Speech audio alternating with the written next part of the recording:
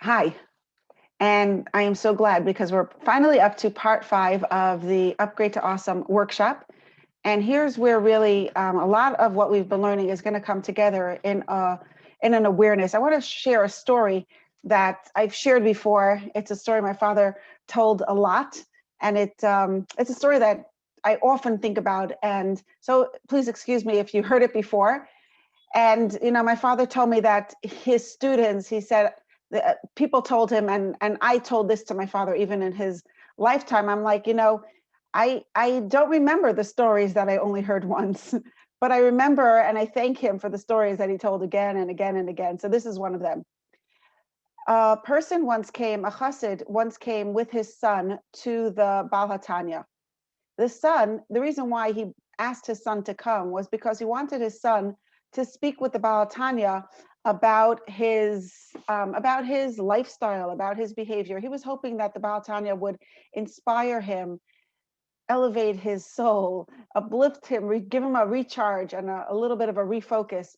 His son was very into horseback riding and otherness and was on a different path. He had no sense of responsibility. He was just into partying and having fun. And of course he loved horseback riding. That was like the sport of the generation. So he came, the Baal Tanya, was seeing the father and the son, and he saw the father and then he saw the son, and he was engaging in conversation with this son, the young man. And he asked him about himself, about his health, about how, different parts of his life. And then he asked him about the horse.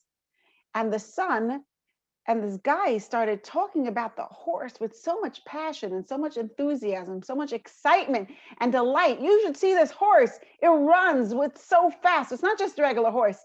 It has such might and such forcefulness. It could trample over any obstacles. Nothing can get in its way. Nothing gets in its path. It just goes, and you feel like you're really riding a powerful horse, because you are. And the Baal is listening carefully. And then he says, but what happens if the horse takes a wrong turn in the path? Wouldn't then all that strength and energy and forcefulness and the speed, wouldn't all of that be a disadvantage? So the guy, literally, he's a teenager. I don't know exactly how old he was, probably 18, 19, burst out laughing. He's like, no, don't worry about it, because Azman Chapzich, the minute I become aware, as soon as I become aware, I turn it back onto the right path. And then it goes with the same speed. It goes right back onto the path where I want it to go. So the Baal Tanya looked into his eyes and he said, oh, Azman Chapzich, when we become aware.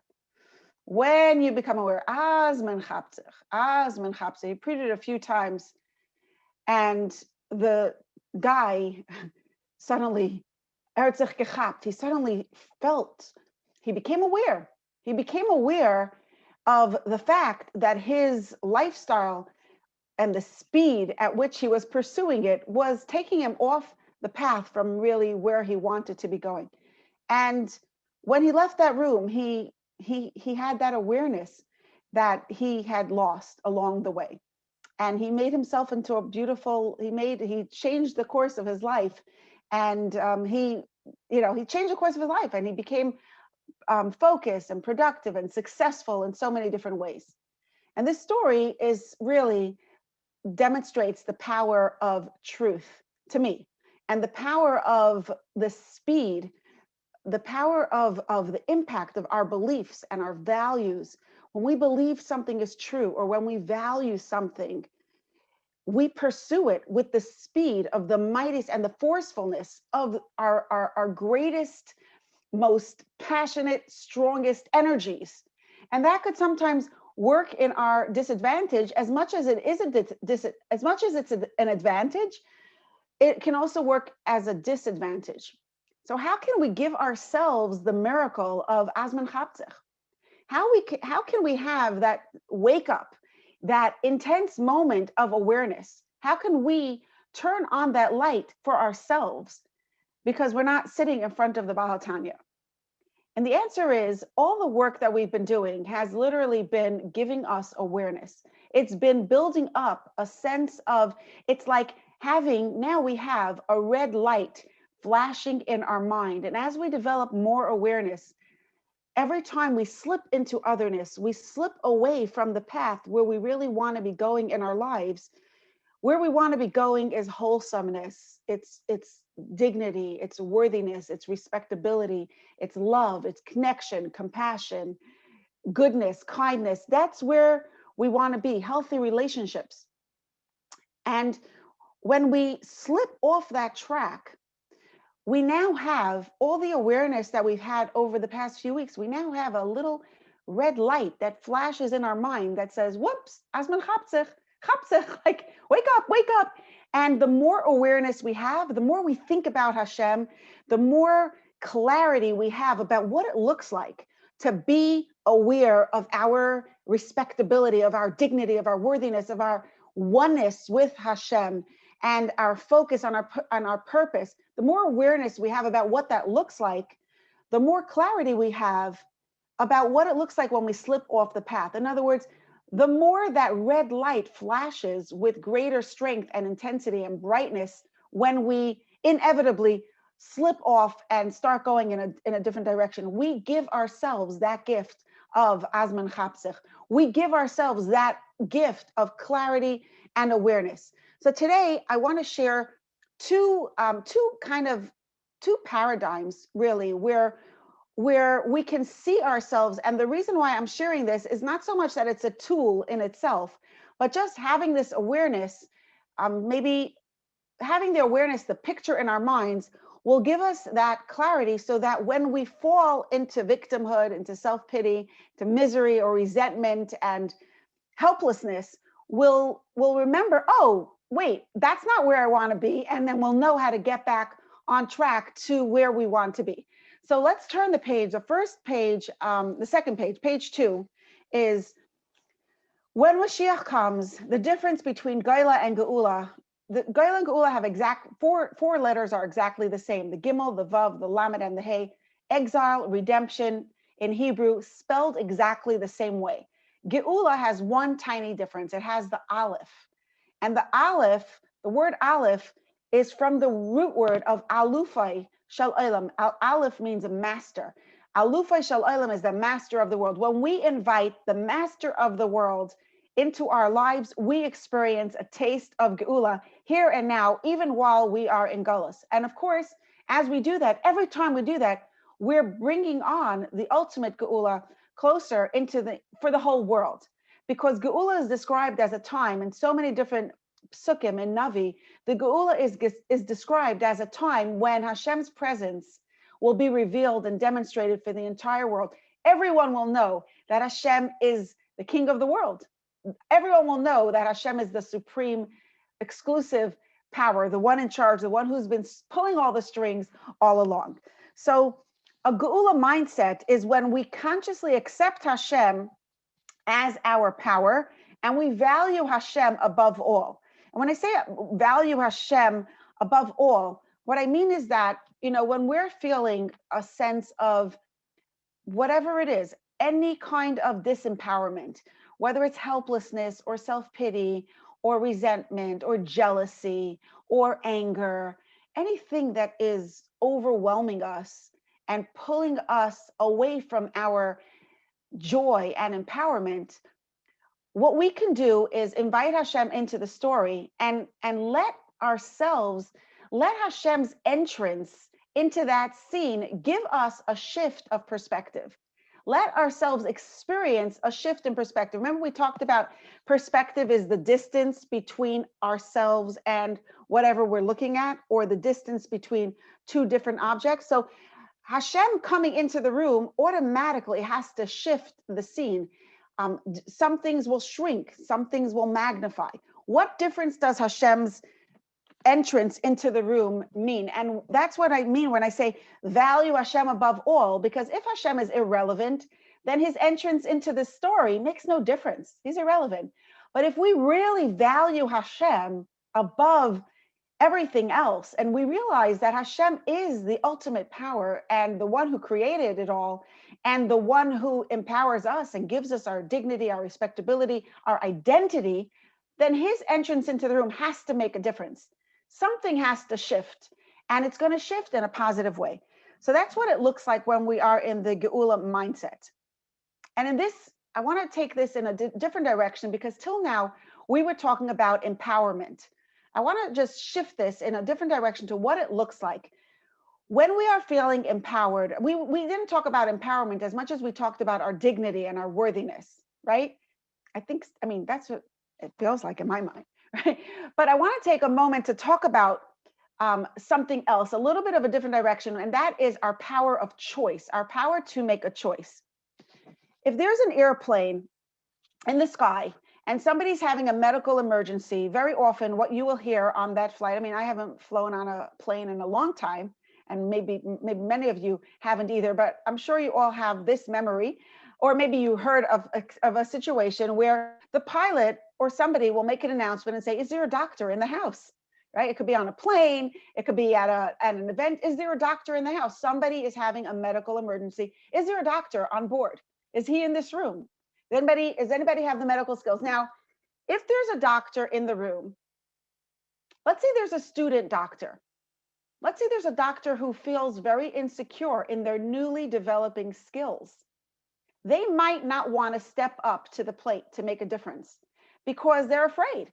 What if I mess up? They say that in many CPR situations, situations where CPR is needed, people who know CPR might not be willing to step up to the plate because they're afraid of causing more damage and more harm than healing, because they feel like, oh, I don't know it well enough, right? So insecurity will make that doctor hold back and retreat and not step up to the plate and offer his services.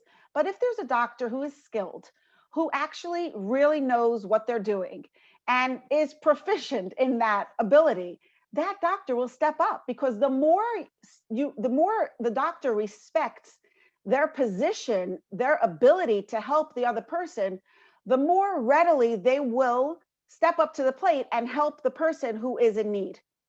And it's really the same thing for us. The more we respect our power, our God-given empowerment, our respectability, our worthiness, and our dignity, the more we see ourselves as capable of making a difference, as capable of making an impact, and the less we see ourselves as victims of events that happen. The Hasidim of the Baal Shem Tov, the Talmidim of the Baal Shem Tov, were sitting and learning. The Baal Shem Tov had taught them that everything that happens in the world is orchestrated precisely by Hashem to teach us lessons and for us to grow and learn from. So as they're sitting and learning, down the block, there was a Ukrainian wagon driver whose wagon got stuck in the mud and he needed help. So he went over to the first building that he saw, which happened to be the base medrash where they were sitting and learning, stuck his head into the window and said, can anybody come help me? And the people sitting inside weren't interested in helping for whatever reason. And somebody said, no, we can't. So he was frustrated and annoyed. And he said, yes, you can. You just don't want to. And this became a famous line it's a famous Hasidic saying, right? Majish dan yechachish. Majish dan yechachish. You can, you just don't want to. Don't tell me any stories. You can, you just don't want to. Let's say so let's hear the story told in different perspectives, okay?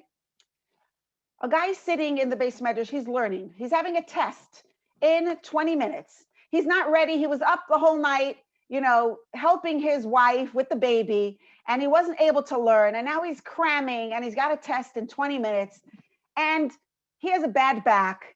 And a guy puts his head through the window and says, my horse and wagon is stuck. I need help. Can you help me? Okay, now, if this person, now here's one way to tell the story, okay? The guy comes home and says, you don't know what happened. I was working so hard to study, and then this thing happened to distract me, and this guy was getting on my nerves, and then it started leaking from the roof, and then to top it all off, this annoying creature, loudmouth, vulgar human being comes sticking his head right in my ear, screaming in my ear, and says, "Can you help me?" And of course I said no, because I really couldn't. And then he makes me feel guilty about it.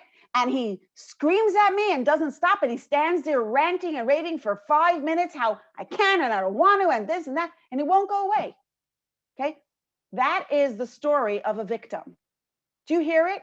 Everything is happening to hurt me. Everything is happening to get me down. Everything is happening. It's life is coming at me. Life is just coming at me. I don't have any power.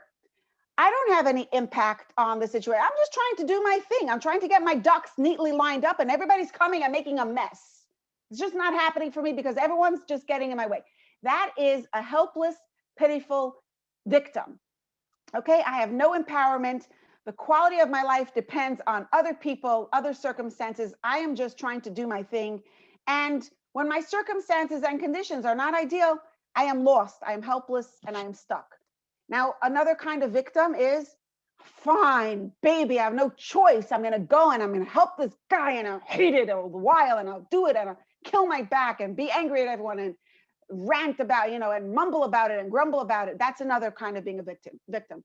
Another way of telling the story is, I was sitting and just trying to learn, and the guy put his head through the window and asked for help. And I noticed that some other people were answering, were responding, and he didn't like what they said. And, he told them so.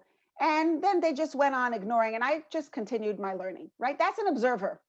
When someone says, can anybody come help me? They're not talking to me. Who am I? I'm just here. I just happen to be in the room. It doesn't matter that I heard him ask the same question. I'm an observer. The fact that I am here is irrelevant. It doesn't matter. He wasn't talking to me. He was talking to he was saying, could anybody help me? He probably meant the able-bodied men, the strong people, the young people, the healthy people, the smarter people, the better people, right? Can anybody help me? No, it can't be me. It couldn't have been me. My choices are irrelevant. That's an observer, okay? Avoiding, agitating, escaping, could have said, I was sitting there trying to study. This guy was getting on my nerves. That's it. I'm getting out of here. I'm going somewhere else, okay? He's getting on my nerves, and you run out of the room. Because I can't take it. Everyone's bothering me. He doesn't stop. I'm getting out of the room. Or I go out there and I start screaming at him. What are you saying? What do you mean I can't and I don't want to? Don't you know I have a life? Don't you know I have responsibilities? What do you mean I can't? Yes, of course I can. I cannot. I have a bad back. Oh, I have to bring a doctor's letter to prove it to you. And he stands and wastes 5 minutes agitating about it. And the other way of being it is, in that sense, the guy does feel important. He's talking to a whole shul, but I feel like I need to run away. Nobody else in the shul needs to run away. I need to run away. Nobody else in the shul needs to go out and scream at him. I need to go and scream at him because he's bothering me. It's getting on my nerves. Okay, that's avoiding, agitating, and escaping. The other option is to choose. Sitting there trying to learn. I have 20 minutes to cram. I'm pressured for my time. Someone comes to the door, sticks his head in the window. Obviously, if I'm here, there's a reason. I'm supposed to hear this. I can't help him. I go to the window and say, sir, I'm really sorry I can't help you. I would love to help you. There's nothing, I just have a bad back. Can I do something else? Can I get you a cup of water? And I might turn to my friend and say, I'm really pressured for time here. Do you mind? Could you be so kind and get him a cup of water, or make a phone call? They didn't have phones in those days. Make a phone call, call Chaverim, get somebody to help this guy. He really deserves our assistance, right? So you see a spectrum, and I'm not talking about, the point of this is like how we tell our stories is gonna be so different. And it's also how we're gonna live in our stories, because the victim, the observer, the avoider, as we all come home, these stuff drain us. But the more we see ourselves, the more we respect our power of choice, the more we respect Hashem's empowerment of us to choose, the more we respect ourselves, the more we see ourselves as key players in the story, as the ones who have the ability to step up to the plate and make a difference and change the trajectory of the story, not just for ourselves, but for other people, for all other people, in every story, every time, every day. wherever we are. There's a teacher, and she's a special ed teacher, and she's supposed to pull out students and give them the support that they need. Okay. Now she goes into a class, and the homeroom teacher, it's a third grade classroom, let's say, I'm making this up, third grade classroom teacher, it's a new teacher, and I'm going to call the person who walks in, the special ed teacher, I'm going to call her Dina. Okay. Dina walks in and says, and I'm going to tell the story from Dina's perspective, as if I'm Dina, but I'm going to do it in all four ways. Okay. I walk into this lady's room. I have to do my job. I got 3 kids to take in. She rolls her eyes at me. She gives me a look. She asks me if I can come back in an hour. Doesn't she know I have a schedule? No, I cannot come back in an hour. It's actually not. And yesterday, when I came the later time, she told me to come the earlier time. She's just messing around. She's making, this is ridiculous. This is not respectful. She hates me. She's out to get me. This is not working. I'm going to tell the principal. Okay. No conversation happened. Just a judgment, an assessment. Do you hear? Like, the teacher says, can you come back in an hour? And I'm a victim of her craziness, of her hating me, of her not letting me do my job. Maybe she and I'm already saying, oh, she probably feels threatened by me. She doesn't like me because I'm more experienced than her. And she's worried that I'm going to take out the students and I start making up a story. It's all about how she hates me. Okay. An observer says, I come into the room. I'm Dina. I come into the room and she says, can you please come back in an hour? And I look at my watch and I know that in an hour I have to be somewhere else and that kid's schedule cannot be adjusted. So I say, no, I can't. And I leave the room. The end. No discussion, no conversation, no negotiating, no resolution of the problem. I can't. The end. Okay. Avoiding, escaping, agitating, in all these stories, Dina comes home and is very, very, very, very frustrated because she has a job to do. I've got a job. I only get paid if I actually work with this child. I only get paid. I can't bill. And every day this teacher is giving me stories. Every day she tells me, come back tomorrow, come back next week.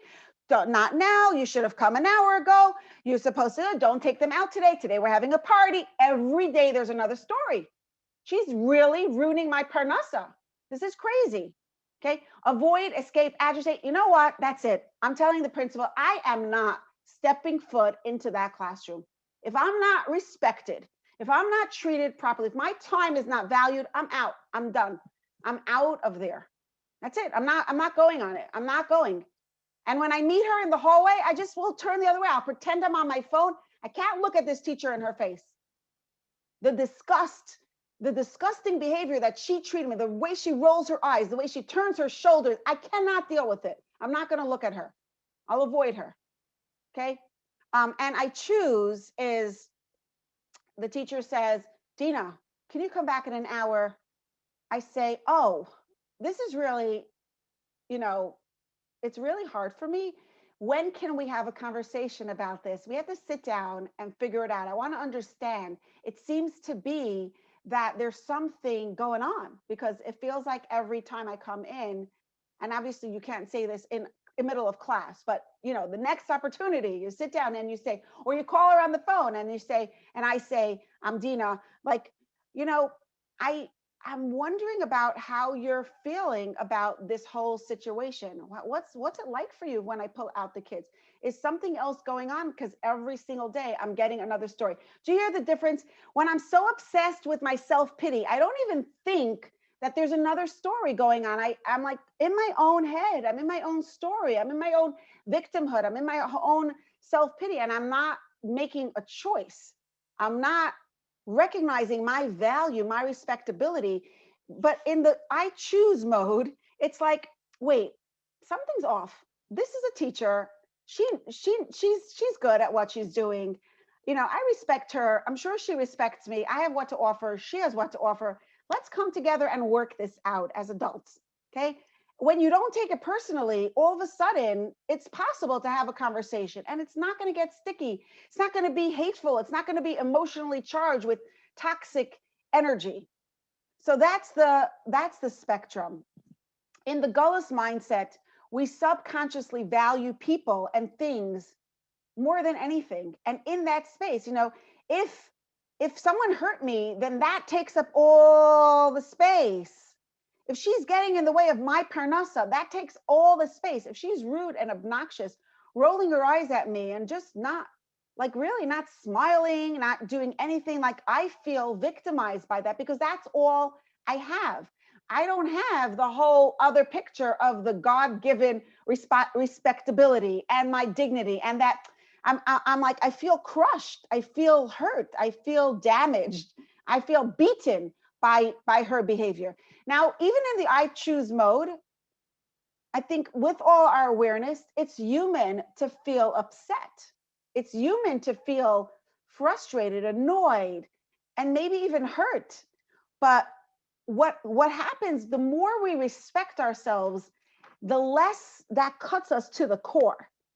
And there's a very big difference from something being like, a speck of dust that we need to wipe off, or something that splashed on our face, or something that got us upset on an external level, or that cut very, very, very deeply into, into our very deep heart and into our very identity.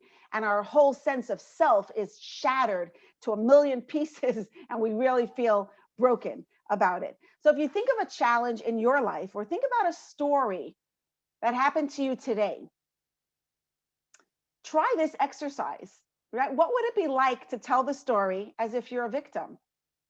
What would it be like to tell the story as an observer?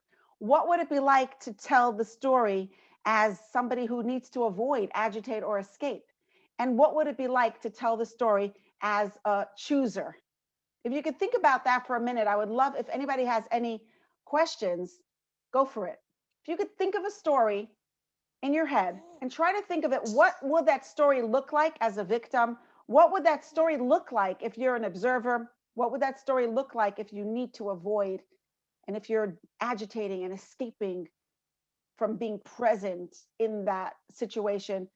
And then what does it look like when you're a chooser? Go ahead. Wow, I want to just repeat the question, the situation for the recording. Somebody's sharing a fantastic situation, and I think it's fantastic because this is so classic of what could happen, and it also represents other things that could happen. So she's talking about being a neighbor in living in a house, in a multi-level house, and there's very poor insulation and soundproofing in between the floors. And so I'm assuming, and she lives upstairs, and she has a baby who cries a lot at night. And the neighbor downstairs hears every little step and gets so frustrated and takes it personally, and then blasts music in retaliation when she's upset to express her frustration. So the question is really, how can I see myself in this situation? It's hard for me to see myself in the situation because really this person sees me as an abusive neighbor, as an uncaring, heartless, unsensitive neighbor. And really, it's not my fault. It's the house, it's the nature of the being. So I just want to put it out there that look at this. We can look at ourselves. If I'm the neighbor that lives downstairs, I could look at myself as a victim, and I would be right. I am a victim. I'm trying to put my kids to sleep at night. I finally do. I finally, after a long, hard day, I get into bed, and all of a sudden, bang, bang, bang, bang, bang. Can't you walk quietly? Can't you wear slippers? Can't they put on the stupid carpet? Come on, these people have allergies. Really? I don't know anybody who has allergies. Come on, they're just being ridiculous. If they would put on carpet, it would be so helpful. They're just, I can't believe I got stuck with such horrible neighbors. Okay, that's a victim. Observing would be like, okay, I'm not going to talk about it. I'm not going to even point out. I'm just going to suffer in silence. Whatever I say or do is not going to help anyway. I'm not even going to try to have a conversation. Avoiding, agitating, and escaping would be like, I'm not going to look at this neighbor. I'm not going to text to her. I will pretend she doesn't exist, or I will agitate. I will put on that music blasting. She will know just how miserable she makes me. Okay. This is what I'm going to take a broom and I'm going to stick it up and I'll bang on her ceiling. I'll bang on my ceiling and she'll get the feeling of what it is like to have this constant horrible banging in your house. Okay. And the other option is I could choose and I could have a conversation and I can get clarity and I could come with respect for the other person and respect for myself, and it's okay. And you know what?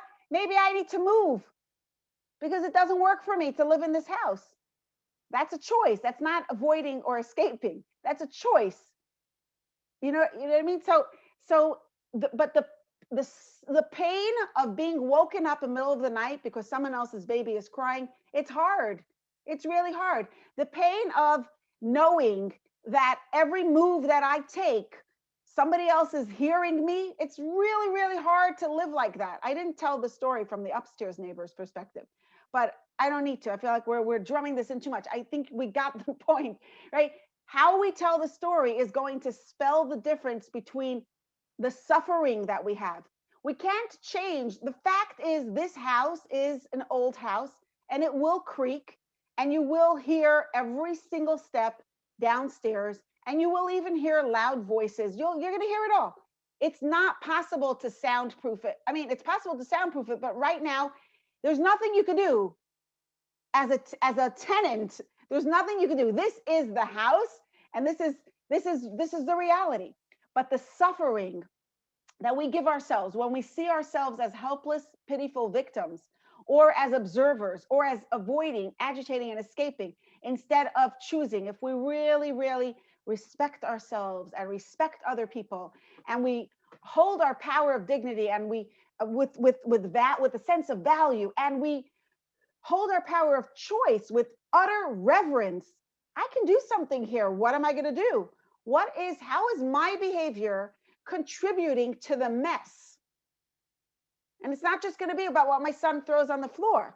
It's going to be, what can I do? Maybe I could have a conversation about this. Maybe I should just write her a letter to explain myself if I really believe that a conversation won't go anywhere. Maybe I could just beg her forgiveness and explain to her that, my husband's allergies are actually very real. You know what I mean? There's so much we could do when we see ourselves as choosers instead of as victims. I really want to thank you for sharing that story, because I could so much relate to it. There are and I see people nodding their heads. It's such a relatable story.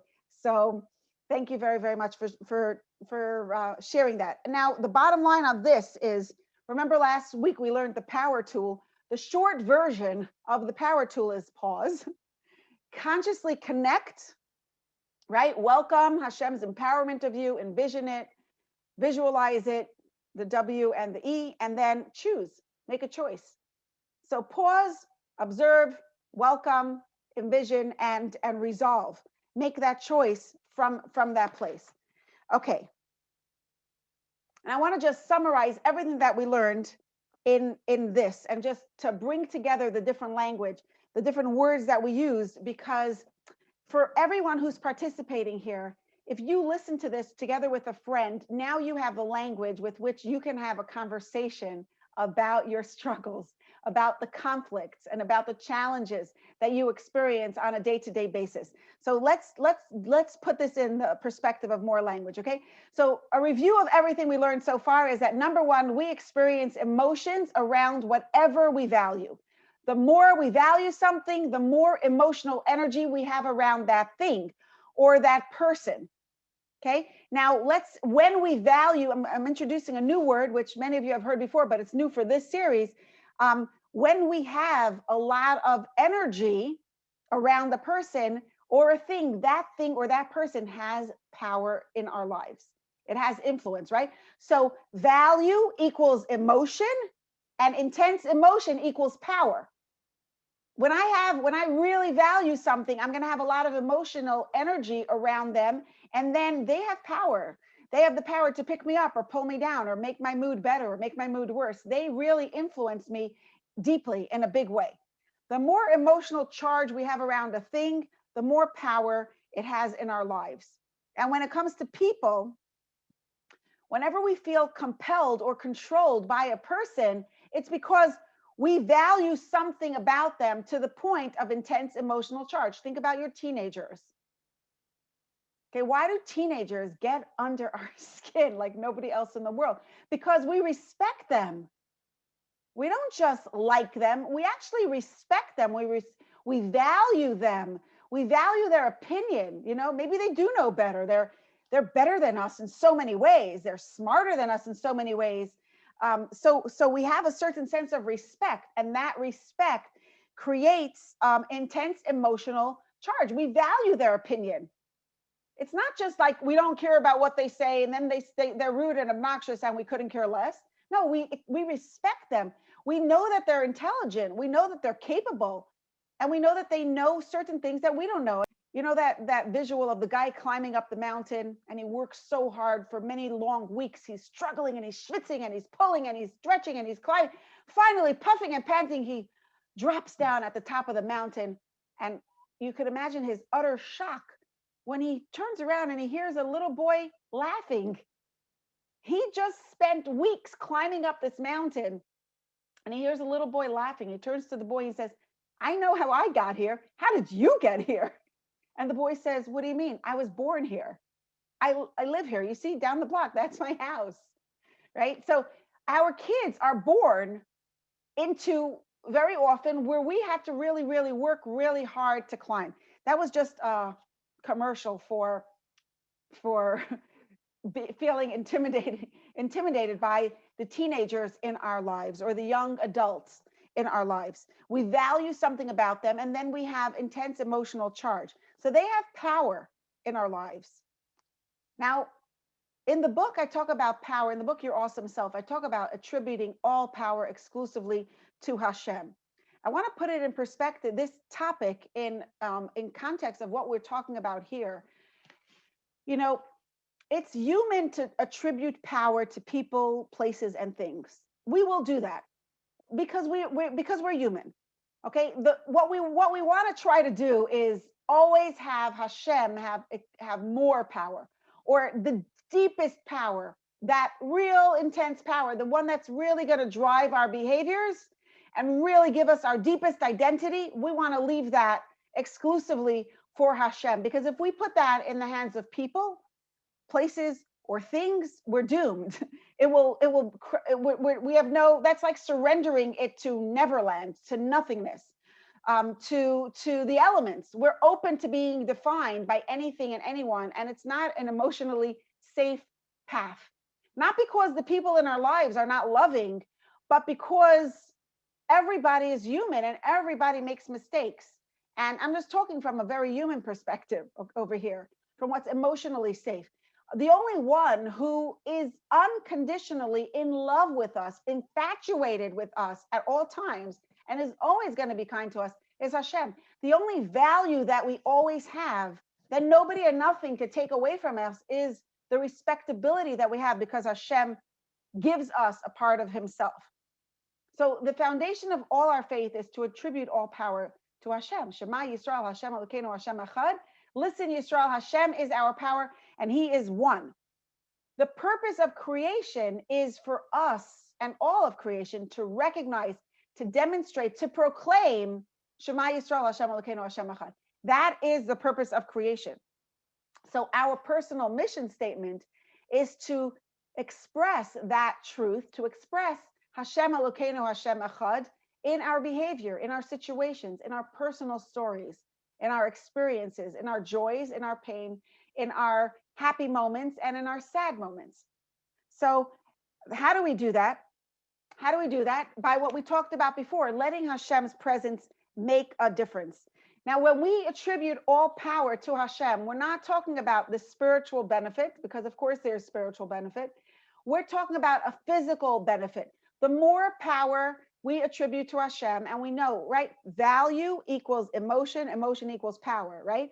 So the more we value Hashem, the more awesomeness we invite into our lives. That's the bottom line key. So here's a little diagram on the bottom, which on this page, on page 3, which I think just helps it make clear. I don't know, I'm a very diagram person.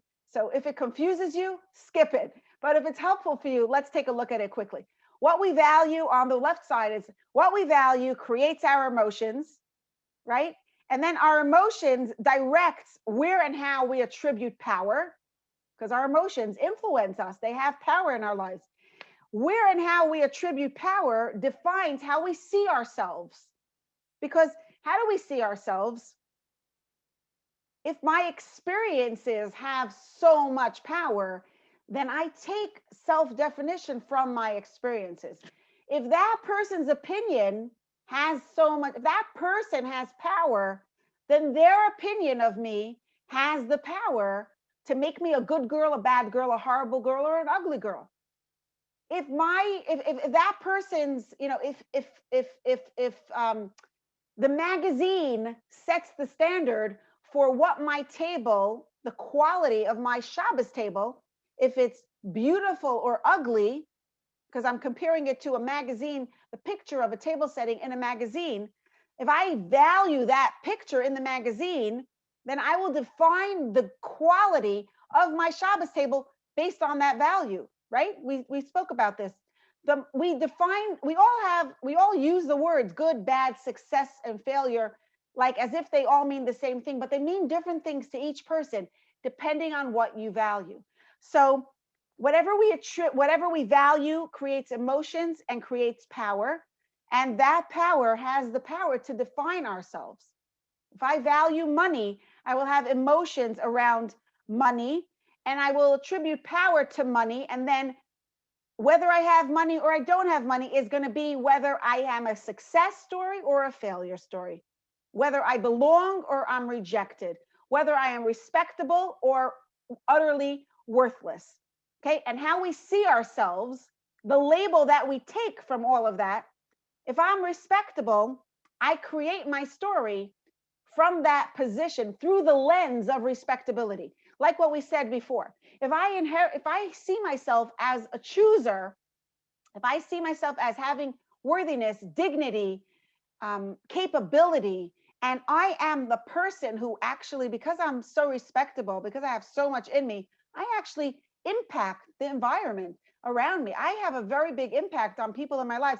I'll take my words very seriously. I'll think before I speak. I will think before I think. I'll think before I act, for sure. But that's how we create our story, through the lens of how we see ourselves. So here are some important questions. They're good questions. Go for it, but not right now, because I want to leave time for your questions. Okay. I said I was going to share two diagrams. So we had the first one, which was the one with the, from victim to chooser. And here's the second one. Okay, this is the one picture that I often come back to, and I think I come back to the most. For me, being in a Geula mindset is defined by three things. Number one, who is my power? Is Hashem making a difference in my life? Am I attributing power to him? Is he holding the power to define me? Number two, how am I seeing myself? And number three, am I sitting in the front seat of my life? Do I see myself as the person, the key player in my life? Or am I seeing myself in the back seat, being driven around up and down on a roller coaster by all kinds of other people's circumstances and situations? So whenever I hear myself, like the spotlight in my mind is busy mumbling and grumbling about someone else, I know it's time to turn that spotlight and think about my own identity. Whenever I find myself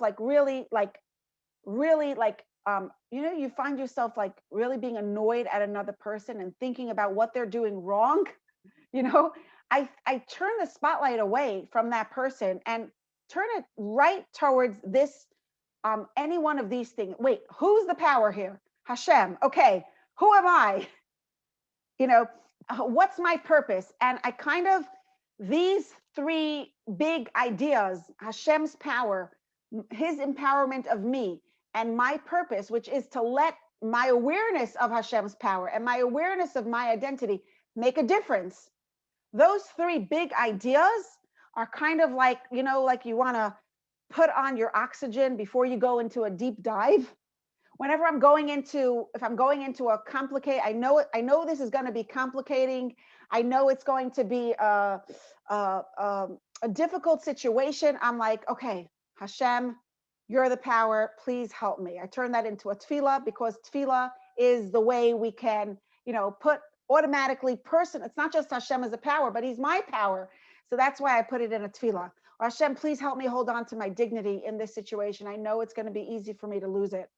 Please help me hold on to it. Hashem, please help me stay focused on my purpose. Whatever, any one of these three things is going to put me into the Geula mindset. When we attribute power to Hashem, we're in that mode where he empowers us to choose. And then we see ourselves as emotionally rich. And we come into social situations, we come to our relationships as givers. I have what to contribute here. I'm making a difference.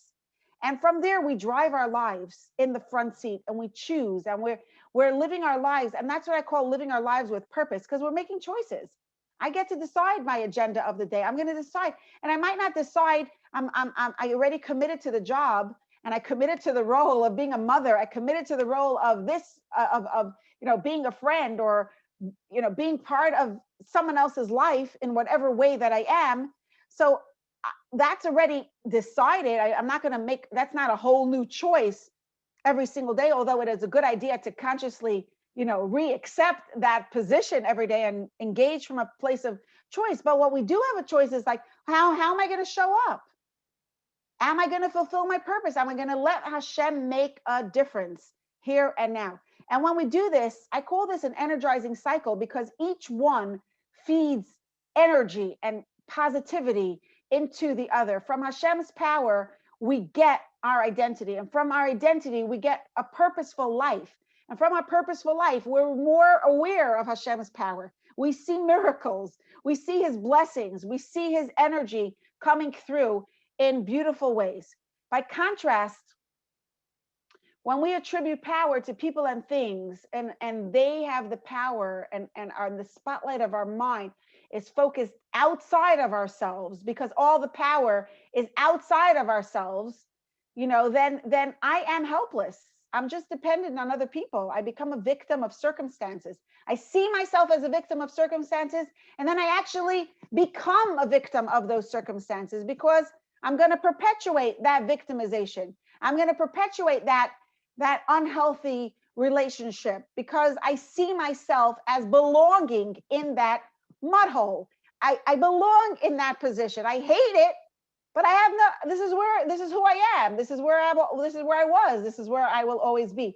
And it's like we're sitting in the back seat of a roller coaster, just being taken for a ride. Sometimes the ride is good. Sometimes the ride is not good. We wait, we hope. I hope it's going to be a better ride today. You know what I mean? And that's a vicious cycle, because it drains us. It sucks the joy out of our lives. And we just get stuck. Other powers makes us feel an other identity. We lose it, and then we're not living purposefully. And then that just reinforces our helplessness, our victimhood, and our self-pity. So that's that. Now, what I want everyone to be able to go home with is page 5, which is the bottom line of all that we can get from this is, the more we value Hashem's awesomeness, the more inner wealth we have.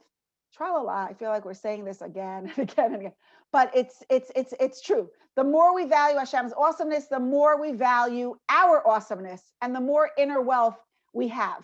So the key to upgrading the quality of our lives is upgrading our value of Hashem.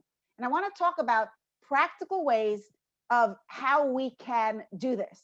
Okay, so let's talk about each of these 3 big ideas. Number 1, Hashem's power. Who or what is holding the power in my situation in today's story? By the way, whenever you're feeling overwhelmed, stuck, disempowered, resentful, miserable, this is the best worksheet to take out. Because if you participated in the worksheet, in the workshop series, you have a lot of awareness, and just asking yourself these questions will give you that miracle of Azman Chapzich,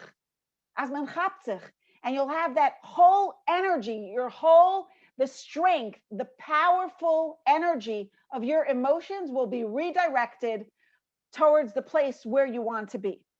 So who or what is holding the power in my situation in today's story? And some ideas of where to start looking is, who has the power right now? Who has the power to fill my needs? Who's going to make me a better day? Who's going to solve this problem? Who do I depend on? Who or what is getting me to stop or start? Who or what is inspiring me to give or to hold back, to show up or to run away? Where's the drama in my life? Whenever there's drama, at the center of the drama is somebody who's holding power. Okay, do I want to be giving that person all that power? Do I want to be giving that thing all that power, that belief all that power? And if not, you can't just take it away by willing it to go away. The only way, darkness cannot be chased away with sticks, but a little bit of light dispels, makes an impact on all of the darkness. Okay, so if I ask myself this question, I see, you know what, that person, I'm really valuing that person's opinion, and that's why I get so much drama around what she said, what she could have said. She answered my text, she didn't answer my text, she answered quietly, she answered like 1 heart, 2 hearts, a happy emoji, no emojis, no 3 lines of response, a 1 word response. So much drama around this person. You know what? That's a sign that I need more energy in my relationship with Hashem. It's not about taking away energy between me and the other person. It's about upgrading my value of Hashem so that I have more emotional charge around my relationship with Hashem, because that is always going to be positive, empowering energy. So what can I do to express my value of Hashem or my dependency on Hashem? Anybody? What do you do on a daily basis? Or if you want to express your value of Hashem or your dependency on Hashem. Anybody want to share? Thank you. Thank you so much. So davening is a way that we demonstrate our dependency on Hashem.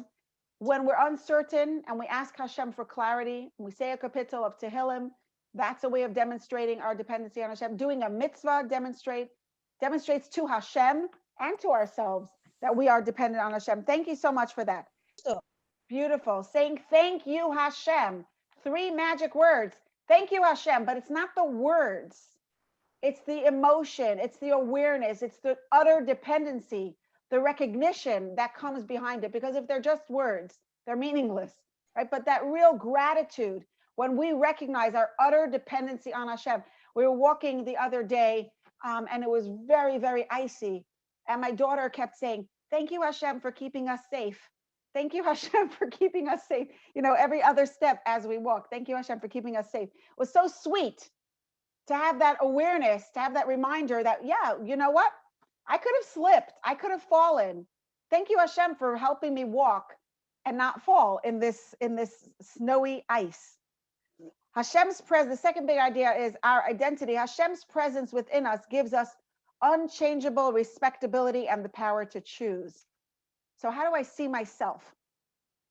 These are the 3 magic questions that really transform, take us into the Geula mindset. Who is holding the power in my story?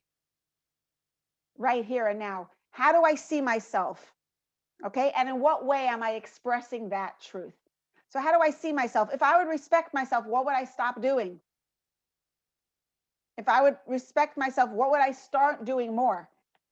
Where in my life am I behaving in a way that's different from the person I want to be? That's a really question that if you're honest with yourself, you know, you can really gain a lot of insight and growth. Where in my life am I behaving in a way that's different from the person I want to be? And that difference could be I am more insecure. That difference could be I am less kind, I am less patient, I am less tolerant, I am less accepting. Okay, if I would value Hashem's presence within me and within others more than any other quality, how would that improve my relationships? Because it's not just about valuing Hashem in me, it's about valuing Hashem's presence in other people. Okay, what can I do to express unconditional respect for myself and others? For one person, it might be davening actually also, because Davening is taking time to recharge your own battery. And, as women, we do so many things for so many other people. And then it's like, oh, whoops, no time to daven. Really? You have time to feed everyone else and take care of everyone else, but no time to do a little something for ourselves. That's like a typical women's story of our lives. Eating a healthy salad, eating a healthy breakfast, an act of self-respect. I love that. Wow. Sometimes when times are stressful and things are chaotic around us, we kind of just like decide, okay, I'm just going to I'm going to lose myself to all of this. But taking that focus of saying, okay, I'm going to spend 10 minutes tonight or 15 minutes tonight or an hour tonight I'm going to do this by choice. That is huge. That's a huge act of unconditional self-respect. And it's so meaningful, so empowering. Thank you for sharing that. Okay, and the third thing is Hashem wants us to let his presence make a real difference in all that we say and do. So in what ways am I doing that? On a scale of 0 to 10, how much or how often do I consciously choose my beliefs and values? Okay, I'm going into a situation. How much am I going to choose what I want to think about myself, or what perspective? How do I want to see this story? As I'm telling the story of my day, how much attention am I paying to the fact that the way I told the story could be told in a completely different way? What's happening when I'm not choosing? Okay, where does my fear of rejection or my fear of not being liked make a difference in my relationships? Where is my fear of discomfort holding me back from doing what I know is right or from what I know is in my best interest? We talked about this a lot throughout the workshop. I just put it in here because these are the keys. If you ever, like in a moment when you're really in a crunch, you want to pull out one thing, this is the one to pull out to help you get into the Geula mindset. Okay, in what way will my awareness of Hashem make a difference to my experience of this situation or this day? That's the bottom line. The most important thing that matters in any day, in any situation, is what am I going to do right here, right now? Hashem created the world in a way that, every moment the world is created anew and the world is recreated and recreated. And every moment we have that opportunity to choose how we're going to engage in our lives, how we're going to engage in our relationships, in our experiences. Whenever you're feeling down and out, just remember that this moment is a new moment. This moment is the first moment of the rest of your life. Whatever we do right now will change the trajectory of our story. It's a new chapter. Every minute is its own page, its own line, its own paragraph, at least, in our story. And it has its own heading and its own, framework and its own value. Our Yetzer Hara knows the power of the moment and will use that against us. We'll use that to, say, oh, you wasted time, so now feel bad about yourself. Go punish yourself in the corner, Anytime we're feeling it doesn't matter, or the two main strategies of the Yetzer Hara are, it doesn't matter or you don't matter. What you do doesn't really matter, or you yourself don't matter. You're too bad to make a choice. Let's just remember that anytime we're being pulled away from the power of the moment, it is a lie. It is our Yetzer Hara. Sometimes it's a Yetzer Hara dressed up as the holiest, most righteous tzaddik. But if it's pulling us down and out, if it's disempowering us, if it's making us feel stuck in bed with a pillow over our head, stuck in shame, in helplessness, in self-pity, it's not holy. Every moment is a choice to define ourselves as Hashem's beloved daughter, as the carriers of his light, as the ones who are carried by his light and have the power to choose every single moment. And never get discouraged by what happened a minute before, and never get stuck in the worries and the fear of what's going to happen or what might happen tomorrow. Let's really focus our energy and all of our attention. Managing our lives, holding our power of choice is a full-time job. And every moment of investment of energy that we're focusing our attention on other people's mistakes and what other people need to do, or what happened yesterday, what's going to happen tomorrow, it takes away from the 100% of focus and of energy that our power of choice really asks of us, because it's that powerful, because it's that important, because it matters that much to Hashem and to the world. So that was my sales pitch for the power of choice. If anybody has any, I would love to conclude with any question. Does having our unconditional self-respect hinge on how we unconditionally respect others? In Tanya, chapter 32, the Baal Tanya talks about how the only way to experience true unconditional love is when we value our neshama more than we value anything else about us. Because any other love is conditional on those things. Because our emotions are always conditioned upon what we value. And the only unconditional value that we have is our godliness, is our neshama, is Hashem's investment within us. Everything else is conditional. It's not even, it's here today, gone tomorrow. It might be a blessing. It might be a quality that we have, or a choice that we make that we might change from. The only unconditional value that we actually have is our godliness, is our soul. It has no expiration date. It never, ever, ever decreases in value. That's our only unconditional value. Our emotions are conditioned on what we value.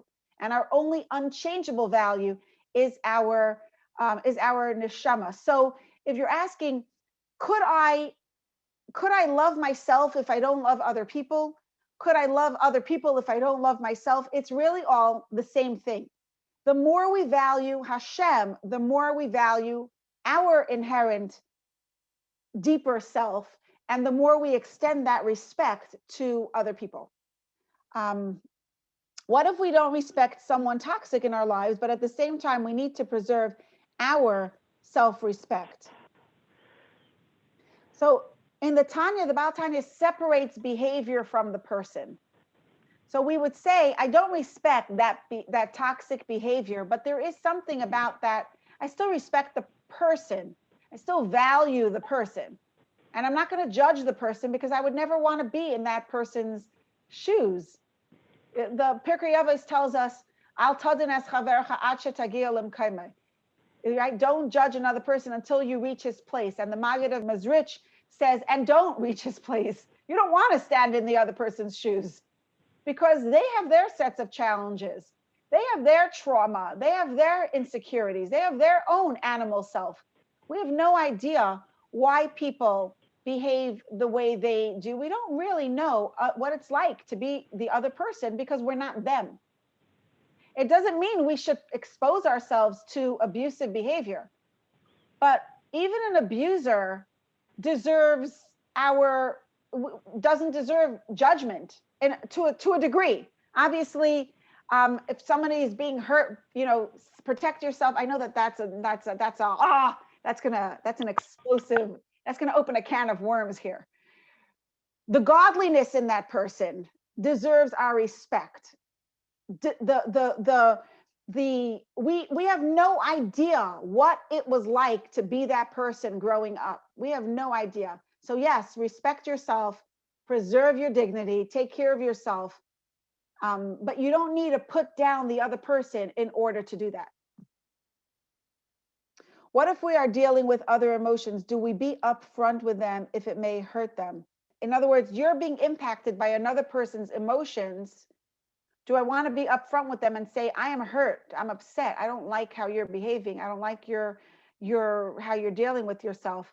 And we know that telling them this might hurt them. If you know that the other person is not going to be able to hear what you're saying, then it depends on how strongly you have the need to express your emotions.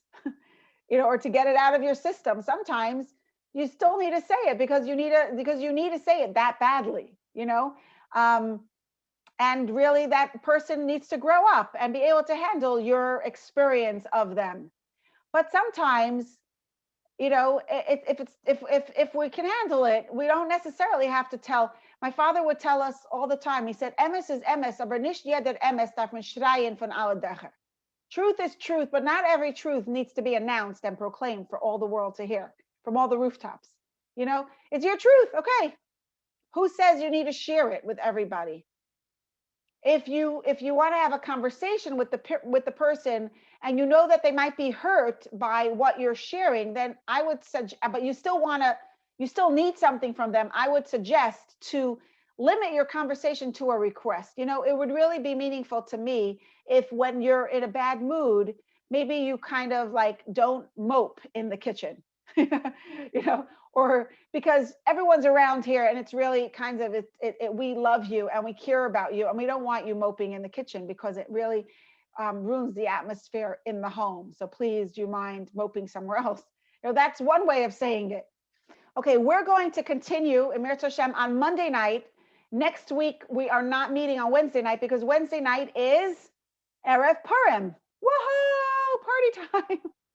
So we're going to be meeting on Monday night at 9:00, and we're going to be talking about how to make happiness happen for ourselves and other people, specifically as it relates to Purim. And I'm really looking forward. So thank you so much for joining, and have a wonderful gute Nacht.